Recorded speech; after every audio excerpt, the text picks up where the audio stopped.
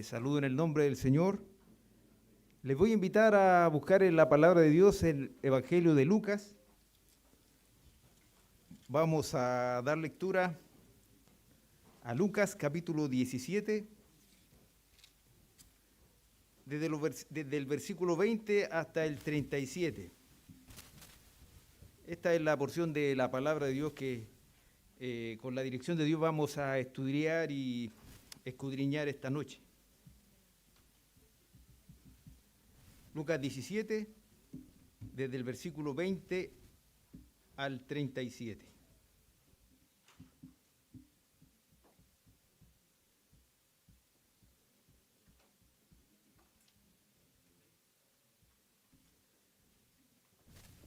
Dice así la palabra del Señor. Preguntado por los fariseos cuándo había de venir el reino de Dios, les respondió y dijo: el reino de Dios no vendrá con advertencia, ni dirán helo aquí o helo allí, porque he aquí el reino de Dios está entre vosotros. Y dijo a sus discípulos: tiempo vendrá cuando desearéis ver uno de los días del Hijo del Hombre y no lo veréis. Y os dirán helo aquí o helo allí, no vayáis ni lo sigáis. Porque como el relámpago que al fulgurar resplandece desde un extremo del cielo hasta el otro, así también será el Hijo del Hombre en su día. Pero primero es necesario que padezca mucho y sea desechado por esta generación. Como fue en los días de Noé, así también será en los días del Hijo del Hombre. Comían, bebían, se casaban y se daban en casamiento hasta el día en que entró Noé en el arca y vino el diluvio y los destruyó a todos. Asimismo, como sucedió en los días de Lot, comían, bebían, compraban, vendían, plantaban, edificaban, mas el día en que Lot salió de Sodoma llovió del cielo fuego y azufre y los destruyó a todos. Así será el día en que el Hijo del Hombre se manifieste. En aquel día el que esté en la azotea y sus bienes en casa, no descienda a tomarlos, y el que en el campo, asimismo no vuelva atrás. Acordaos de la mujer de Lot. Todo el que procure salvar su vida la perderá, y todo el que la pierda la salvará. Os digo que en aquella noche estarán dos en una cama, el uno será tomado y el otro será dejado. Dos mujeres estarán moliendo juntas, la una será tomada y la otra dejada. Dos estarán en el campo, el uno será tomado y el otro dejado. Y respondiendo le dijeron: ¿dónde, Señor? Él les dijo: donde estuviere el cuerpo, allí se juntarán también las águilas. Antes de pasar a estudiar la palabra de Dios, vamos a orar pidiendo al Señor su dirección. Padre nuestro que está en los cielos, gracias le damos, Señor, por la oportunidad que tenemos de abrir su palabra, de meditar en ella, de escudriñarla. Oramos, mi Dios, para que su Santo Espíritu abra nuestro entendimiento y abra nuestro corazón, mi Dios, para estar atento al consejo de su palabra y para ser movidos, mi Dios, a ser obedientes al llamado del Señor. Damos gracias y oramos pidiendo su dirección en el nombre glorioso de nuestro Señor y Salvador Jesucristo. Amén. Antes de pasar a estudiar este pasaje, tengo una pregunta que hacerles. Cuando hay algún tema que nos llama la atención o nos parece importante, lo normal es que hablemos de ello poco o con mucha frecuencia. Pienso que con mucha frecuencia, ¿cierto? Y ahí pensaba, por ejemplo, en la prevención y seguridad en el trabajo. Cuando comencé a trabajar me tocaba ir con mucha frecuencia a las faenas mineras y me tocó recorrer varias. Y antes de ir era necesario pasar por varios cursos, a veces eran 3 días de cursos, todo el día, y el curso tenía que ver justamente con la prevención, con la seguridad, para evitar los riesgos en el trabajo. Y llegado a la faena, también habían charlas y nuevos cursos. Y en realidad, si usted iba al otro año, el tópico era el mismo. Y las personas reclamaban, ¿por qué siempre es el mismo tópico? Resulta que si uno retrocede algo en el tiempo, yo conversaba con personas que trabajaban en los años 80, por ejemplo, en minería, y la verdad que era algo más distinto, era todo un poco más relajado. Pero ¿qué ocurrió? Las empresas se dieron cuenta de que esto era importante. Cuando alguien se accidentaba, o peor aún, cuando una persona moría, por cuestión del trabajo, se creaba una tremenda tragedia, ¿cierto?, a nivel familiar, para los compañeros de la persona que resultaba malograda. Entonces, eso llevó a las empresas a preocuparse. Es necesario hablar de esto y reiterarlo con mucha frecuencia. ¿Y por qué estaba haciendo esta pregunta y poniendo este ejemplo? Porque deberíamos preguntarnos con cuánta frecuencia el Señor habló o enseñó acerca del reino de Dios. Es el tópico de este discurso del Señor, la pregunta acerca del reino de Dios. ¿Qué piensa usted? ¿Lo habrá hecho en algunas oportunidades, muy ocasionalmente, o es algo que fue frecuente en la predicación del Señor? Vamos a ver una serie de versículos para darnos cuenta de el peso de la predicación acerca del reino de Dios en el ministerio del Señor Jesucristo. Por ejemplo, si buscamos en Marcos capítulo 1, versículos 14 y 15, al comienzo, ¿cierto?, mismo del ministerio del Señor Jesucristo, ¿de qué fue de lo que enseñó o predicó? Fíjese, Marcos 1, 14 y 15 dice así: después que Juan fue encarcelado, Jesús vino a Galilea predicando el evangelio ¿de qué cosa? Del reino de Dios, diciendo: el tiempo se ha cumplido y el reino de Dios se ha acercado. Arrepentíos y creed en el evangelio. Y cuando el Señor enseña a orar a sus discípulos, como nos muestra, por ejemplo, Lucas capítulo 11, versículo 2, ¿de qué les enseña en la oración? ¿Qué dice este versículo? Fíjese, y les dijo: cuando oréis, decid: Padre nuestro que estás en los cielos, santificado sea tu nombre, venga tu reino. ¿Cuál es la primera petición en esta oración del Señor, en el Padre nuestro? Pedir que venga el reino de Dios. Lo anterior, el decir Padre nuestro que estás en los cielos, santificado sea tu nombre, es alabar a Dios, ¿cierto? Honrarle por lo que Él es. Pero la primera petición es que venga el reino de Dios. Y cuando el Señor habla de las bienaventuranzas, ¿de qué hablará? Por ejemplo, ahí en Lucas 6:20,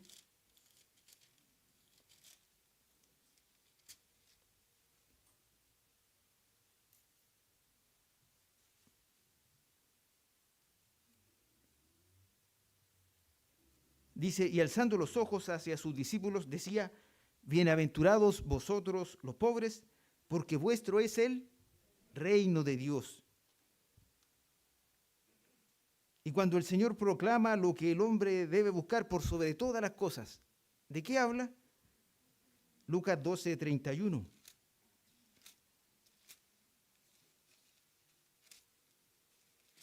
Dice allí: mas buscad el reino de Dios y todas estas cosas os serán añadidas. Y cuando el Señor se encuentra con Nicodemo y le habla acerca del camino de la salvación, ¿de qué hablan? Ahí en Juan 3, versículo 3,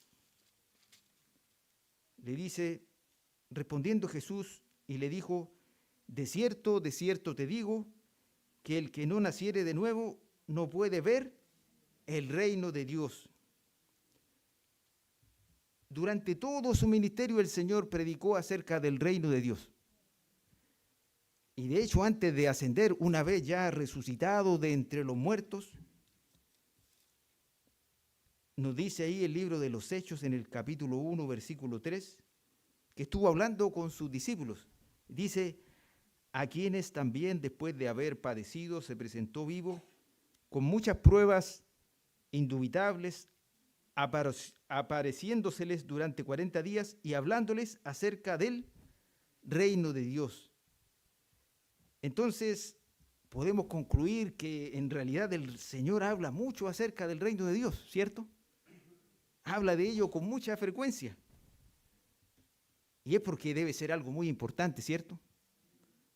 De hecho, está en el centro del Evangelio de Jesucristo, en el corazón de la predicación del Señor, hablar acerca del reino de Dios. Entonces deberíamos preguntarnos nosotros esta noche, ¿es necesario estar atentos para escuchar lo que el Señor nos dice acerca del reino de Dios? Es verdad, ¿cierto? Debemos poner atención. Pero, ¿qué significa cuando el Señor habla acerca del reino de Dios? ¿Qué es lo que la Escritura, la palabra de Dios nos quiere decir cuando se nos habla del reino de Dios? Hay algo llamativo. Si leemos toda la Escritura y vamos a buscar las referencias, por ejemplo, al Antiguo Testamento, vamos a darnos cuenta de que en ninguna parte aparece explícitamente la expresión el reino de Dios. Es llamativo, ¿cierto? Porque es el centro de la predicación del Señor y no lo encontramos así con las mismas palabras en el Antiguo Testamento. Pero eso no quiere decir en ningún caso de que el Antiguo Testamento no nos hable del reino de Dios. Todo lo contrario, el fundamento de la predicación del Señor está, por supuesto, en lo que Dios ya ha revelado en el Antiguo Testamento. Las Escrituras nos enseñan que Dios es soberano, ¿cierto? Que Él domina sobre todo. Es cosa de acordarnos, por ejemplo, de lo que ocurrió con Nabucodonosor. ¿Se acuerdan que el hombre se sentía que era el más grande entre los hombres? Y entre los hombres probablemente en la época era el que tenía más poder. Pero él, cuando fue humillado, fíjese lo que dice respecto de Dios ahí en Daniel, capítulo 4.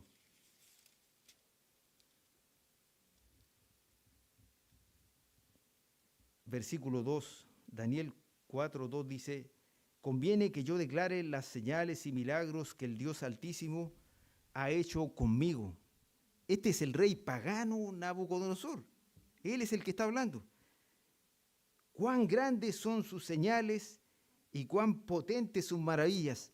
Su reino, reino sempiterno, y su señorío de generación en generación. Así habla este hombre pagano del Dios vivo, del Dios de Israel, de que es soberano, que Él domina sobre toda la creación. Pero cuando la Escritura nos habla del reino de Dios, no podemos decir que es completamente equivalente a la soberanía de Dios. Hay una distinción. Por supuesto que el reino de Dios está contenido en la soberanía de Dios, porque Dios es soberano, creador de los cielos y la tierra, y domina sobre todo desde el principio del mundo hasta adelante por toda la eternidad. Pero cuando se nos habla del reino de Dios, se nos quiere comunicar algo más específico sobre la relación de Dios con los hombres. Cuando pensamos nosotros, por ejemplo, en un reino terrenal, por lo menos claramente tiene tres aspectos fundamentales un reino terrenal. Primero tiene un rey, ¿cierto?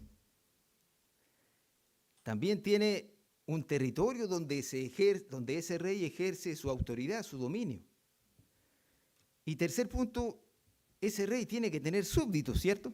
No tendría mucho sentido, yo soy rey y no tengo ningún súbdito, ¿cierto? Sería extraño. Y fíjense que sabemos que Dios es un Dios justo, santo y bueno, así se expresa el apóstol respecto de nuestro Dios, el apóstol Pablo. Y Él quiere ciertamente, según nos enseña la Biblia, que Él quiere que sus súbditos disfruten de la comunión con Él, disfruten de las bendiciones, de la justicia, de la paz y del gozo que el apóstol Pablo equipara al reino de Dios ahí en Romanos. Pero sin embargo, la creación de Dios ha sufrido lo que la Escritura nos habla como la caída, ¿cierto?, del hombre en el pecado. Y han aparecido los enemigos de Dios que han llevado cautivo de algún modo a los súbditos del reino de Dios y les han impedido disfrutar de la comunión y de las bendiciones de Dios. Pero es por eso que Dios ha ideado un plan, el plan eterno de redención para liberar a sus súbditos, para rescatarlos del dominio del pecado, del diablo, del mundo, de la muerte y hacerles disfrutar de eterna comunión con Él.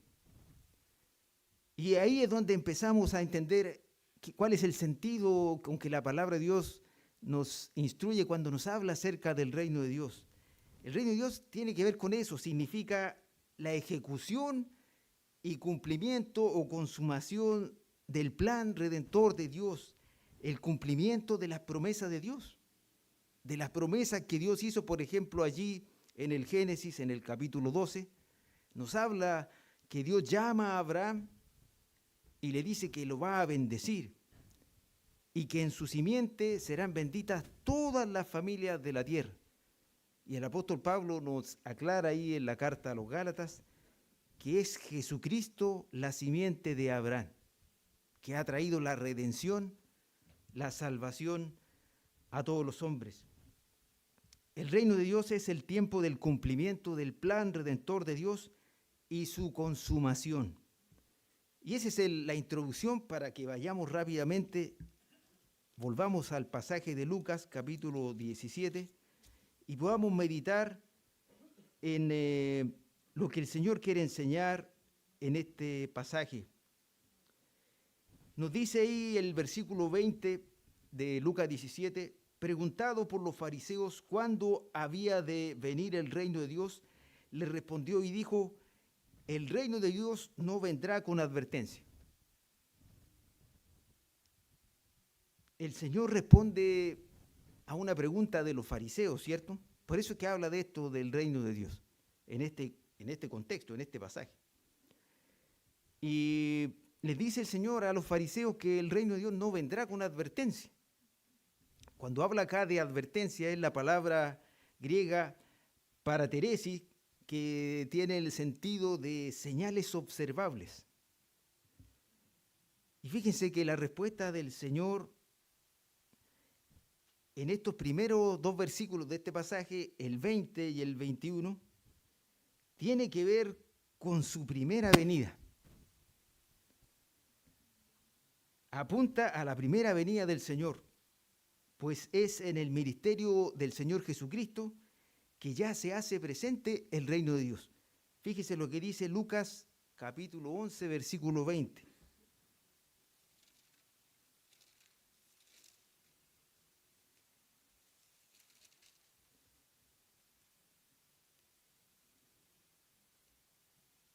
Mas si por el dedo de Dios echo yo fuera los demonios, ciertamente el reino de Dios ha llegado a vosotros. Por supuesto que todos los milagros, todas las poderosas obras que el Señor Jesucristo hizo durante su ministerio terrenal son verdaderas señales que muestran que el reino de Dios ha llegado.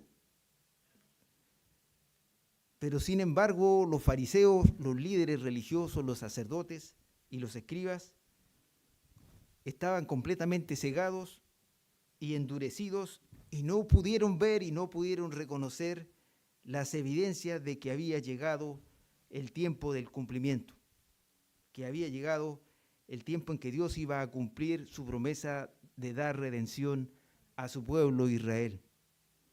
Fíjese lo que nos dice Mateo capítulo 15 acerca de la ceguera de los fariseos. Mateo 15, 12 al 14.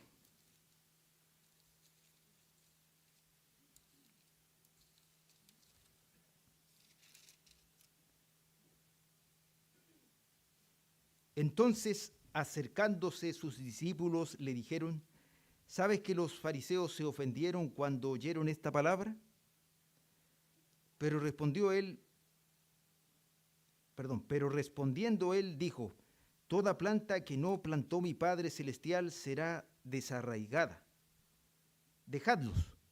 Son ciegos, guías de ciegos, y si el ciego guiare al ciego, ambos caerán en el hoyo. Estaban ciegos los fariseos a las señales que el Señor estaba manifestando. Fíjense que en Lucas no fue la primera vez que los fariseos se acercaron al Señor para pedir señales. Lo hicieron en un par de ocasiones. Lucas 11:16 nos dice allí lo siguiente: otros, para tentarle, le pedían señal del cielo. Estaban pidiendo señales al Señor. En el 29 del mismo capítulo 12 de Lucas, del capítulo 11, Lucas 11:29 dice: y apiñándose las multitudes, comenzó a decir: esta generación es mala, demanda señal, pero señal no le será dada, sino la señal de Jonás. Y en el capítulo 12, versículos 54 al 56, el Señor les dice lo siguiente: decía también a la multitud: cuando veis la nube que sale del poniente, luego decís: agua viene, y así sucede. Y cuando sopla el viento del sur, decís: hará calor, y lo hace. Hipócritas, sabéis distinguir el aspecto del cielo y de la tierra, ¿y cómo no distinguís este tiempo? El tiempo en el que Dios está comenzando a cumplir sus promesas de redimir a su pueblo Israel. Y volviendo a nuestro pasaje de Lucas 17, en el versículo 21, continúa el Señor hablando, dirigiéndose a los fariseos, y les dice: ni dirán helo aquí o helo allí, porque he aquí el reino de Dios está entre vosotros. La llegada del reino de Dios en la primera venida del Señor Jesús ciertamente que ha sorprendido a los fariseos, a los escribas, a todos esos estudiosos de la ley. Ellos estaban esperando que apareciera el reino de Dios, que apareciera el Mesías, que derrotara y expulsara al invasor, el Imperio Romano, y que se estableciera el reino terrenal, el reino milenial, en forma inmediata. Eso es lo que ellos estaban esperando. Pero no era ese el plan de Dios. El plan de Dios era diferente. Fíjese que es en la vida y ministerio del Señor Jesús, el Hijo de Dios, donde es ya posible ver el reino de Dios en la tierra. En Jesucristo es en quien se cumplen las promesas de Dios. Y de hecho el apóstol Pablo, cuando habla de esto, dice que en él se cumplen todas las promesas de Dios. Fíjese cómo habla el apóstol Pablo ahí en 2 de Corintios 1:19.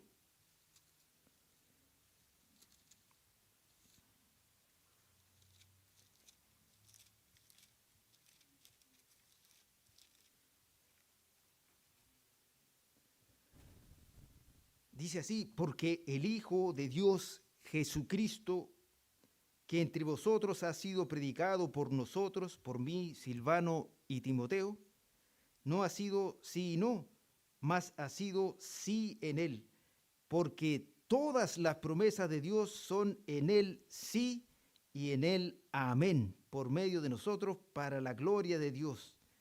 Todas las promesas de Dios se cumplen en la vida, ministerio y en la obra de Jesucristo el Señor. Ahí es cuando Dios empieza a cumplir su promesa a su siervo Abraham de que en su simiente serán benditas todas las familias de la tierra. No solo es para Israel, es para bendecir a todos. Y por eso es que el apóstol Pablo, escribiendo luego a los Gálatas, en el capítulo 4, versículos 4 y 5, les dice lo siguiente, Gálatas 4, 4 y 5. Pero cuando vino el cumplimiento del tiempo, Dios envió a su Hijo, nacido de mujer y nacido bajo la ley, para que redimiese a los que estaban bajo la ley, a fin de que recibiésemos la adopción de hijos. Pero cuando vino el cumplimiento del tiempo o cuando vino la primera parte de la manifestación del reino de Dios, podríamos parafrasearlo así, este pasaje. Entonces el reino de Dios ya está presente en la primera venida del Señor Jesucristo, pero todavía no en su plenitud. Esto deberá esperar al tiempo de la segunda venida del Señor para ir consumándose. Por eso es que ahora el Señor en el versículo 22 en adelante, se han ido ya, no lo dice explícitamente ahí Lucas, se han ido ya los fariseos y ahora se dirige a sus discípulos el Señor. Y les dice lo siguiente ahí en Lucas 17:22. Y dijo a sus discípulos: tiempo vendrá cuando desearéis ver uno de los días del Hijo del Hombre y no lo veréis. Fíjese que el Señor pasa a hablar ahora sí de la segunda venida, ¿ya? Pero hay algo interesante, el Señor ya no vuelve a hablar del reino de Dios, sino que habla de Él mismo, pero en otros términos. Dice, tiempo vendrá cuando desearéis ver uno de los días del Hijo del Hombre y no lo veréis. El Señor relaciona ahora la venida del reino de Dios con la venida del Hijo del Hombre, ¿ya? Y lo empieza a hacer, lo hace en el versículo 22, luego también en el 24, luego en el 26 y en el 30. Y fíjese que cuando el Señor habla de el Hijo del Hombre, esa es la forma o el título, como queramos llamarle, la manera en que el Señor se dirige, habla respecto de sí mismo. Habla en tercera persona, siempre, pero siempre usa ese término, no habla de sí como el Mesías, usando otros nombres, lo hace en muy puntuales oportunidades, pero si él va a hablar del mismo, siempre se refiere a él con este título, con esta denominación, el Hijo del Hombre. Y nos preguntamos qué significado tiene esta expresión que usa el Señor para referirse a sí mismo. Y cómo se relaciona este título, Hijo del Hombre, con el reino de Dios, con la venida del reino de Dios. El antecedente de esta denominación que usa el Señor Jesucristo para hablar de sí mismo, Hijo del Hombre, lo encontramos en Daniel, en el libro de Daniel, en el capítulo 7, Daniel capítulo 7, versículos 13 y 14.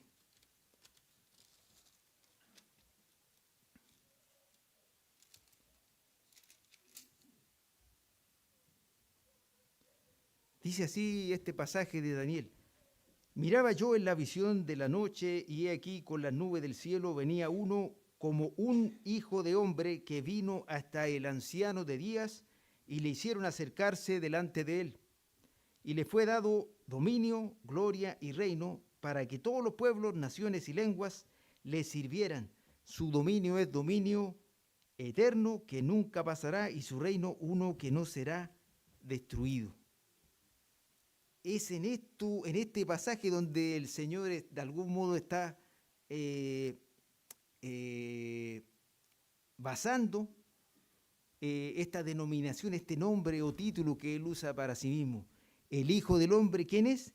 Aquel escogido por Dios, el Hijo de Dios, que viene a juzgar y a reinar sobre todos los hombres, que viene a cumplir las promesas de Dios. De hecho, ahí en el mismo Evangelio de Lucas, en el capítulo 18, versículo 31, fíjese cómo habla el Señor respecto del cumplimiento de las profecías, del cumplimiento de las promesas de Dios dadas y reveladas en el Antiguo Testamento, en su vida, ministerio, y también en lo que va a ocurrir más adelante. Dice Lucas 18, 31, tomando Jesús a los 12 les dijo: he aquí subimos a Jerusalén, y se cumplirán todas las cosas escritas por los profetas acerca del Hijo del Hombre. ¿Ya? Eso no debe entenderse como que tenemos que ir a buscar solo referencias del Hijo del Hombre en el Antiguo Testamento para saber qué es profecía acerca de Jesucristo, el Hijo de Dios. ¿Ya? Todo lo que habla Isaías acerca del siervo del Señor, del siervo de Jehová, es profecía acerca del Hijo del Hombre, acerca de Jesucristo. ¿Ya? Los salmos también nos hablan mucho, profecía, ¿cierto?, acerca del Hijo de Dios, de Jesucristo. El Señor les dice a sus discípulos que llegará un tiempo cuando ellos van a desear. Dice en el versículo 22 de Lucas 17, tiempo vendrá cuando desearéis ver uno de los días del Hijo del Hombre y no lo veréis. ¿Qué quiere decir el Señor con esto? Que habrá un tiempo en el cual los siervos de Dios van a estar en angustia, van a estar afligidos y van a desear que venga el Señor a consumar su plan redentor, que venga a cumplir con su promesa de salvar, de rescatar, de liberar a los suyos de la opresión. Como lo hace ahí el libro de Apocalipsis en el capítulo 22, versículo 20, donde termina el libro con la oración, con la petición, pidiendo ahí el evangelista, en este caso Juan, ¿cierto? El apóstol escribe y dice en Apocalipsis 22, 20, el que da testimonio de estas cosas dice, ciertamente vengo en breve. Amén, responde Juan, sí, ven Señor Jesús, clamando que venga el Señor. Y en el versículo 23 dice, y os dirán, helo aquí o helo allí, no vayáis ni los sigáis. El Señor advierte a los discípulos que deben estar muy atentos y velando, pues habrá quienes les busquen engañar, diciéndoles, helo aquí o helo allí, o podíamos parafrasearlo diciendo, mírenlo, aquí está, mírenlo, allí está. No deben creer en esos falsos anuncios de la venida del Señor. Eso le advierte también el Señor a los apóstoles ahí en Lucas 21:8, cuando vuelve a hablar un mensaje acerca de su segunda venida. Lucas 21:8, y les dice, él entonces dijo, mirad que no seáis engañados, porque vendrán muchos en mi nombre diciendo, yo soy el Cristo, y el tiempo está cerca, mas no vayáis en pos de ellos. El Señor les advierte. ¿Por qué no deben los discípulos creer esos anuncios? Cuando los discípulos del Señor sean puestos en angustia, por supuesto que van a anhelar ver el retorno del Señor. Y eso les va a llevar de algún modo a estar más vulnerables o expuestos a ser engañados por los embusteros que digan que el Señor está acá o está allá. Y sobre todo en el periodo de la gran tribulación, donde aparece el gran embustero, el gran engañador, que se hace pasar por Dios y se sienta en el templo de Dios para engañar al pueblo, como nos relata el apóstol Pablo ahí en 2 de Tesalonicenses 2, 3 y 4.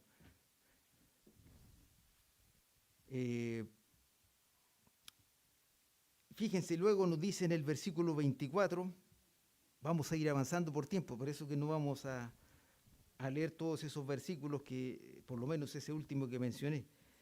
¿Qué dice Lucas 17, 24? Porque como el relámpago que al fulgurar resplandece desde un extremo del cielo hasta el otro, así también será el Hijo del Hombre en su día. Fíjese que esto nos hace recordar, esto que dice aquí el Señor, nos hace recordar un evento que ocurrió en el Antiguo Testamento, cuando Dios va a entregar la ley. Ocurre algo ahí en ese lugar, en el monte Sinaí.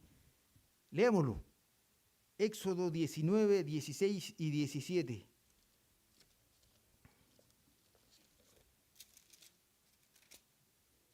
Éxodo 19, 16 y 17. Miren lo que ocurrió. Aconteció que al tercer día, cuando vino la mañana, vinieron truenos y relámpagos y espesa nube sobre el monte, y sonido de bocina muy fuerte, y se estremeció todo el pueblo que estaba en el campamento. Y Moisés sacó del campamento al pueblo para recibir a Dios, y se detuvieron al pie del monte.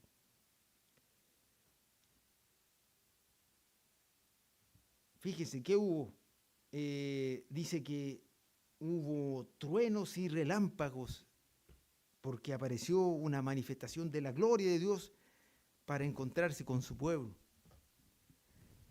Fíjese que de la misma forma nos dice acá el Señor en su predicación en Lucas 17, que cuando el Señor venga, que cuando se manifieste el Hijo del Hombre, habrá un gran resplandor que cubrirá todo el cielo.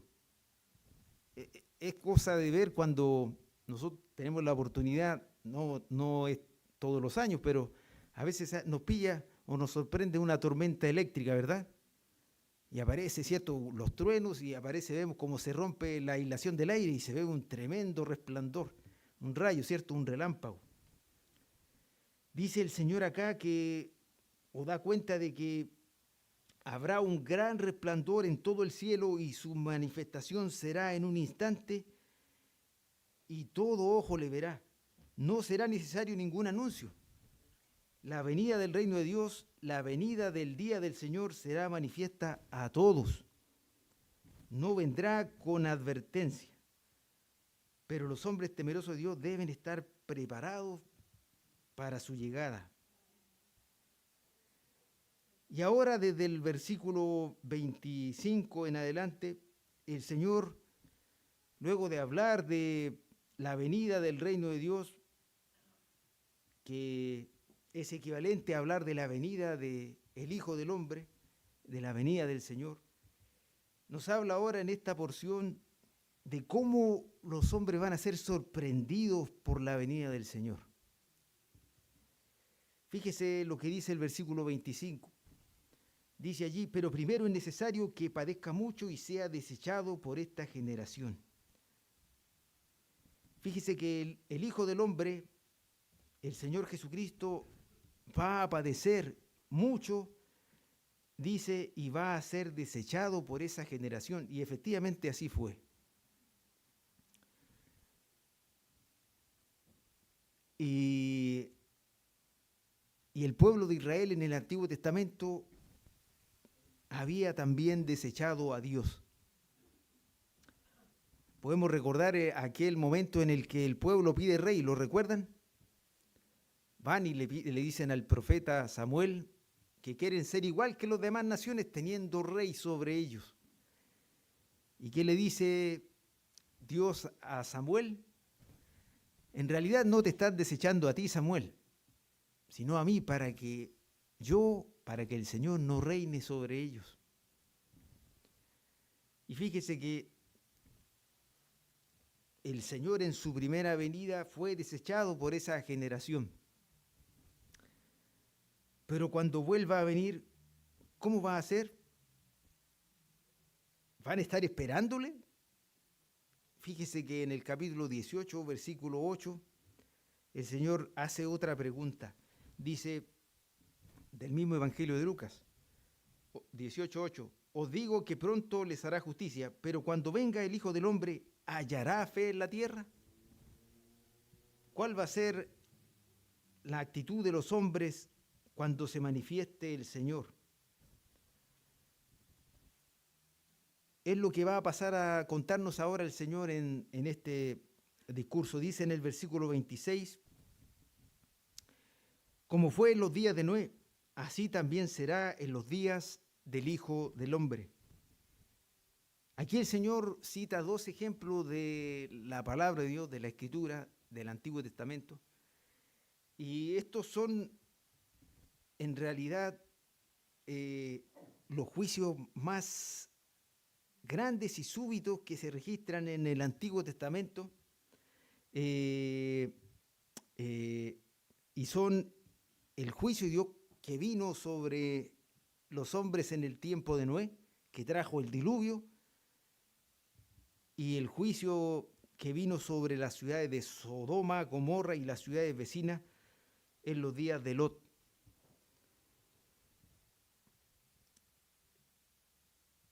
Y fíjense que en el versículo 27 nos dice, ¿qué es lo que ocurría en los días de Noé? Nos dice, comían, bebían, se casaban y se daban en casamiento hasta el día en que entró Noé en el arca y vino el diluvio y los destruyó a todos. Nos dice la palabra de Dios que Noé estuvo proclamando que iba a venir un juicio y que lo estuvo haciendo por varios años, ¿cierto? Estuvo predicando que iba a venir el juicio de Dios, pero los hombres no le creyeron, no se prepararon, no creyeron a la predicación de Noé, siguieron su vida tal como tal como si nada fuera a acontecer, nada catastrófico. Lo que caracterizó a aquella generación, aunque efectivamente había desenfreno, de eso nos habla ahí en el libro del Génesis, pero el Señor acá no dice nada respecto de algún gran pecado en específico, pero sí da cuenta de algo lo que el Señor dice aquí, que no estuvieron preparados, fueron completamente indiferentes y fueron incrédulos ante el llamado de Dios al arrepentimiento.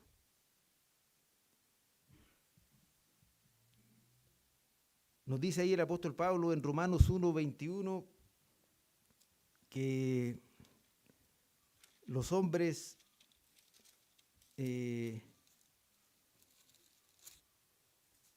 nos dice de los hombres, pues habiendo conocido a Dios, no le glorificaron como a Dios, ni le dieron gracias, sino que se envanecieron en sus racionamientos y su necio corazón fue entenebrecido.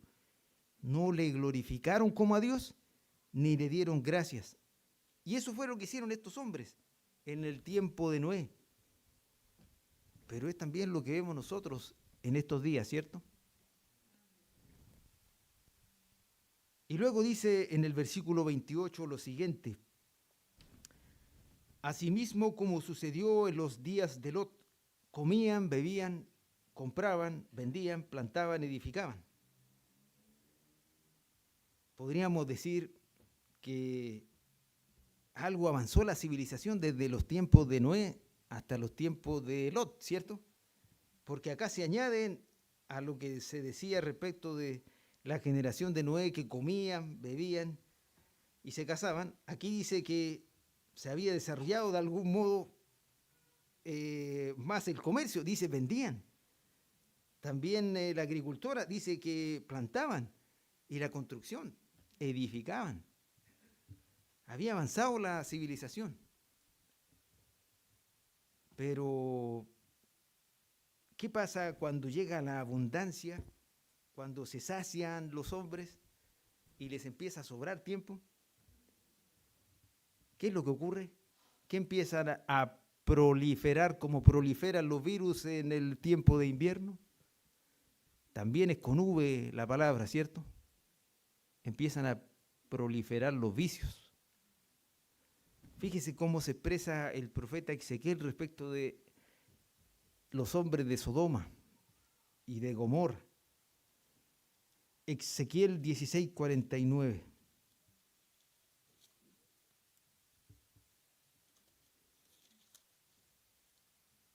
Dice allí: he aquí que esta fue la maldad de Sodoma, tu hermana, soberbia, saciedad de pan y abundancia de ociosidad tuvieron ella y sus hijas, y no fortaleció la mano del afligido y del menesteroso. La ociosidad, los vicios, y por otro lado, la indiferencia respecto de los necesitados, respecto de aquel que no tiene la misma, no le ha ido tan bien. Y por supuesto que también como lo vemos en el versículo siguiente, también aquí llegó un juicio, nos dice el versículo 29, mas el día en que Lot salió de Sodoma, llovió del cielo fuego y azufre y los destruyó a todos, tal como ocurrió con Noé y sus contemporáneos. También en los días de Lot, él fue advertido, ¿cierto?, de que vendría el juicio de Dios. Y él, ¿qué hizo? Fue y advirtió a los que iban a ser sus yernos. ¿Y a ellos qué les pareció? Nos dice el Génesis, les pareció como que se burlaba. En realidad no está echando una buena broma Lot. Eso les pareció. Estaban tan ocupados en sus asuntos que no tenían interés alguno en escuchar hablar acerca de un juicio inminente que podía venir sobre sus vidas. Y nos dice en el versículo 30, así será el día en que el Hijo del Hombre se manifieste. Aquí tenemos que notar algo. En el versículo 26 se nos habla, como fue, dice, en los días de Noé. Habla de días de Noé, en plural, ¿cierto? Y luego en el 27, ¿qué nos dice? Que nos dice, en la segunda parte dice, hasta el día en que entró Noé en el arca, ¿cierto? Habla de en singular. Luego, en el versículo 28 se nos habla de lo que sucedió en los días de Lot. Nos habla en plural. Y luego nos habla en el versículo 29, más el día en que Lot salió de Sodoma. Y fíjense que si nosotros vamos y escudriñamos en detalle el pasaje, en el versículo 22 se nos habla de los días del Hijo del Hombre. ¿Ya? Y eso da a entender, está hablando acá del tiempo previo, el tiempo anterior a la venida del Hijo de Dios, del Hijo del Hombre. Tiempo en el cual aún es posible hallar gracia y misericordia, porque luego va a venir el día en que se manifieste el Hijo del Hombre, como se indica en el versículo 24 o en el 30, y viene el juicio de Dios sobre los impíos y pecadores, tal como ocurrió en el tiempo del diluvio, tal como ocurrió en el tiempo de la destrucción de Sodoma y Gomorra. Y ahí ya no habrá tiempo para el arrepentimiento. Fíjense que no podemos dejar de destacar lo siguiente. El pasaje está hablando, claro, del juicio, nos habla del juicio de Dios sobre los hombres de la generación de Noé, y vino el diluvio. Y nos habla del juicio de los hombres en la generación de Lot, nos habla de la destrucción de Sodoma y Gomorra. Pero fíjense que en ambos casos el Señor quiere destacar algo. Dios proveyó salvación. Fíjese que Dios proveyó la salvación para Noé y su familia, y para Lot y los suyos. Dios preservó a Noé. Él entró en el arca y alcanzó salvación, ¿cierto? Y Dios preservó a Lot, y él salió de Sodoma y fue librado junto a sus hijas, antes de que viniera el juicio de Dios. De hecho, los ángeles le dicen a Lot, ahí en Génesis 19, 22, que no pueden hacer nada hasta que él salga. Y por eso es que lo apuran también. Vete, huye. Pero nada pueden hacer hasta si Lot no sale todavía de Sodoma. ¿Por qué? Porque Dios lo ha guardado, Dios lo ha preservado, lo ha rescatado, lo ha librado de la condenación, del juicio que va a venir sobre Sodoma y Gomorra. Y fíjese que lo mismo ocurrirá cuando venga el día del Señor, cuando venga el Señor en su segunda venida. Unos serán juzgados y sufrirán eterna condenación, mientras otros serán librados y preservados por el Señor. De eso habla el apóstol Pablo allí en primera carta a los Tesalonicenses, capítulo 5, versículos 2 y 4.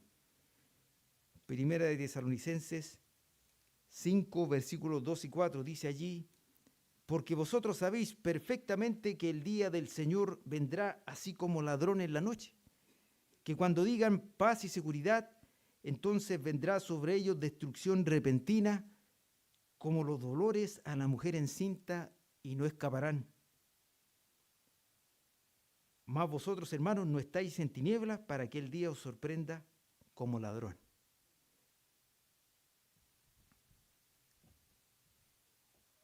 Entonces no perdamos de vista ese hecho de que Dios proveyó salvación antes de que llegara el juicio condenatorio. ¿Ya? Y ahora desde el versículo 31 al 37 viene la parte final de este discurso del Señor. Y aquí el Señor quiere destacar algo: la separación definitiva que traerá el día del Señor. Fíjese que el versículo 31 dice lo siguiente: así será el día en que, el 31 dice: en aquel día el que esté en la azotea y sus bienes en casa no descienda a tomarlos, y el que en el campo asimismo no vuelva atrás. El Señor advierte a los discípulos sobre la necesidad de estar preparados, de tal forma que cuando se manifieste el Hijo de Dios desde el cielo con los ángeles de su poder, todos los siervos de Dios sepan esperarle a Él y no ir en busca de aquellas cosas que los atan al mundo, sino más bien expectantes de la reunión con el Señor. La advertencia es no volverse atrás. Lo hace el Señor, lo advierte también en Lucas 9:62. Les dice allí a los que le siguen: y Jesús le dijo: ninguno que poniendo su mano en el arado mira hacia atrás es apto para el reino de Dios. El Señor lo advierte. No podemos volvernos atrás. Y el Señor en el versículo 32 dice algo tremendo. Los ejemplos nos instruyen. Dice allí: acordaos de la mujer de Lot. Acaba de hablar de Lot, ¿cierto? De que Dios proveyó salvación para Lot y los suyos. Pero, ¿qué ocurrió? ¿Se salvaron todos? ¿Se salvó toda la familia? Algo pasó. La mujer de Lot había comenzado a escapar. También había sido socorrida, instada por los ángeles a huir y seguir a su esposo y a sus hijas, ir con ellos.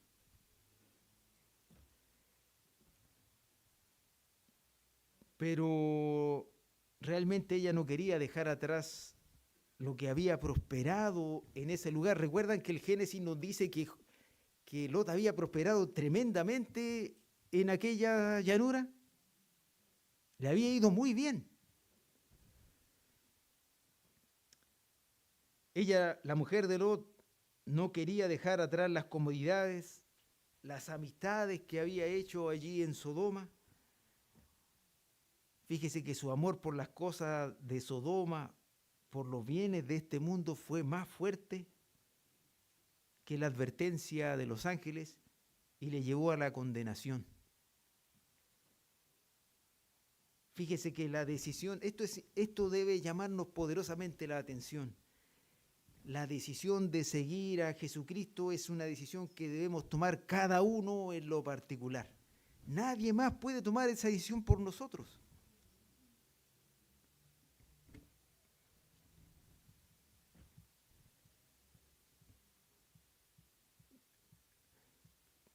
Sigamos avanzando, versículo 33, dice allí: todo el que procure salvar su vida la perderá, y todo el que la pierda la salvará. Este versículo nos muestra la gran verdad de la vida. aquel que procura hacer depender su vida de los éxitos, de la riqueza, de los privilegios, de la buena fama que pueda ganar en esta vida, va a terminar condenado, excluido eternamente de la presencia de Dios. En cambio, quien decide dejar de controlar su propia vida y depender solo de Dios y tomar la cruz de Jesucristo, salvará su vida y gozará de eterna comunión con el Señor. Fíjese que siempre estamos escuchando hablar de lucha de clases, de privilegiados, de discriminación. Siempre escuchamos hablar de esas cosas. Pero fíjese que la única y verdadera distinción que hay entre los hombres, la única distinción de clases, porque sí hay una, no es ninguna distinción de rasgos físicos, no es ninguna restricción, ninguna condición cultural, no significa haber nacido en determinado lugar del planeta. Ninguna de esas cosas implica una real diferencia entre los hombres. Ni el color de la piel, ni las diferencias de estatus económico. En realidad esas cosas no crean una real diferencia entre los hombres. Pero cuando venga el reino de Dios, se manifestará la diferencia entre el que cree y obedece a la palabra de Dios y el que es indiferente y rechaza el llamado de Dios a arrepentirse y a seguir a Jesucristo.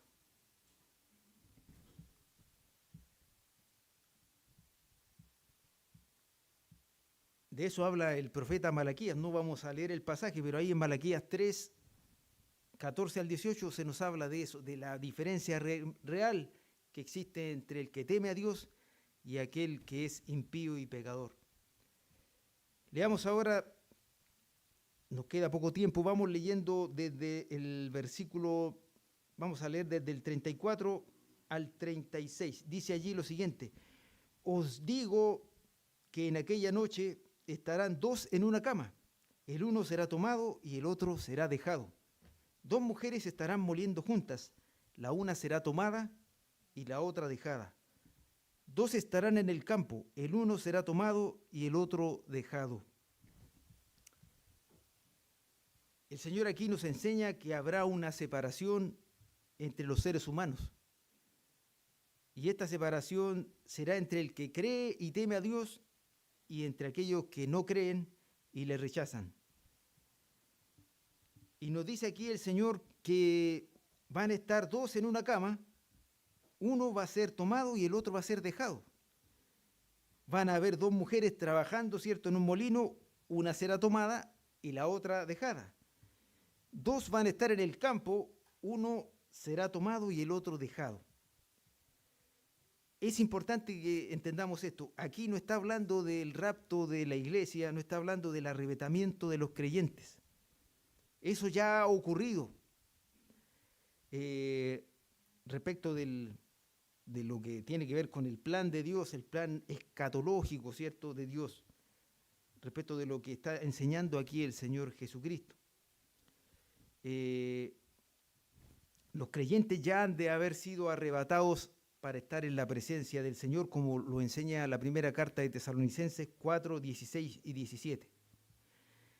Aquí se trata de otra cosa, se trata de la segunda venida del Señor a la tierra, en la cual Él va a venir a juzgar a los pecadores y librar a sus siervos para llevarlos a entrar con Él y disfrutar del reino milenial.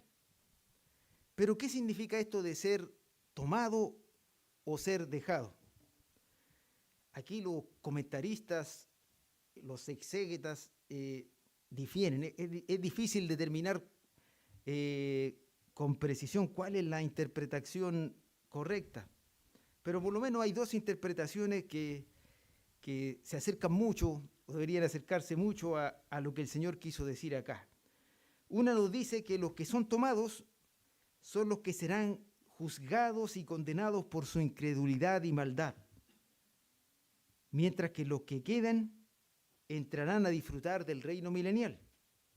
Y ahí está por ejemplo, el pasaje de Mateo 13, vamos a leerlo, Mateo 13, 40 al 43,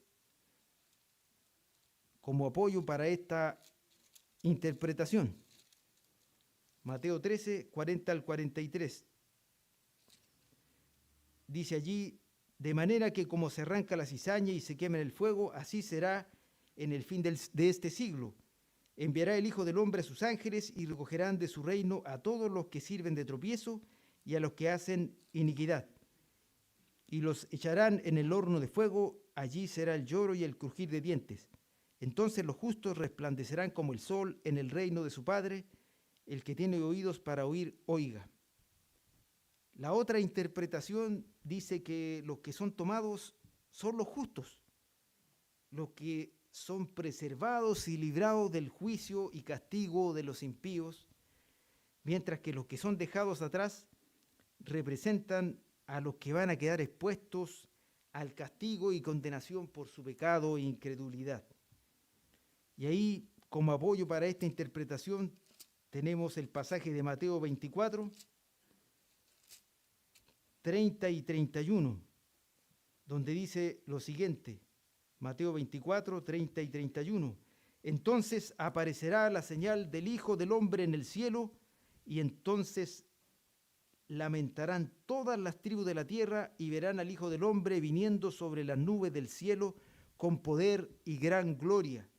Y enviará a sus ángeles con gran voz de trompeta y juntarán a sus escogidos de los cuatro vientos desde un extremo del cielo hasta el otro. Y también otro pasaje para apoyar esta interpretación es Lucas 21, 34 al 36, donde el Señor dice lo siguiente: mirad también por vosotros mismos que vuestros corazones no se carguen de glotonería y embriaguez y de los afanes de esta vida, y venga de repente sobre vosotros aquel día, porque como un lazo vendrá sobre todos los que habitan sobre la faz de toda la tierra. Velad pues en todo tiempo orando que seáis tenidos por dignos de escapar de todas estas cosas que vendrán y de estar en pie delante del Hijo del Hombre.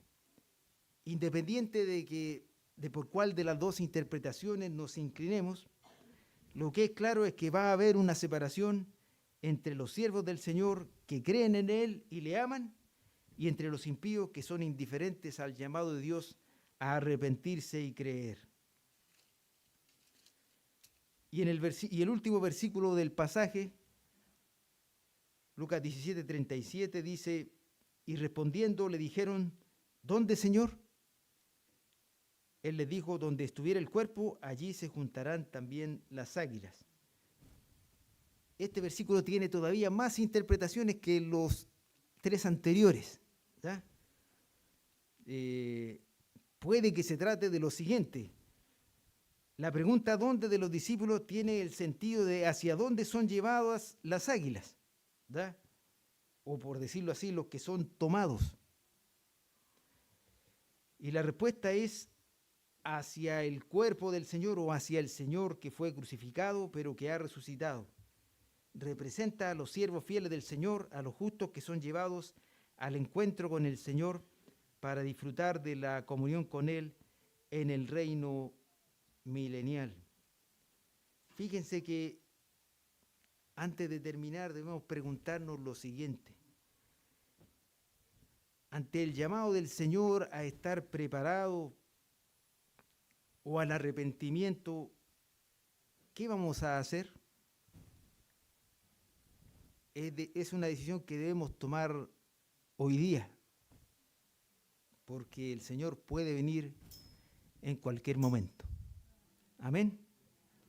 Oremos al Señor. Padre nuestro que está en los cielos, gracias le damos, Señor, porque usted nos exhorta, mi Dios, a estar preparados. Nos exhorta a no dejarnos llevar por los bienes, las goces y disfrutes de esta vida y descuidar nuestra relación con el Señor. Ayúdenos, mi Dios, a estar preparados, a serle fieles, a pedir al Señor que nos dé sabiduría para estar preparados, velando y orando y sirviendo fielmente al Señor esperando su venida en gloria y esperando, mi Dios, que venga por su pueblo, por la iglesia, para llevarnos a estar para siempre con el Señor. Damos gracias, lloramos en el nombre glorioso de nuestro Señor y Salvador Jesucristo. Amén. Que el Señor nos siga bendiciendo.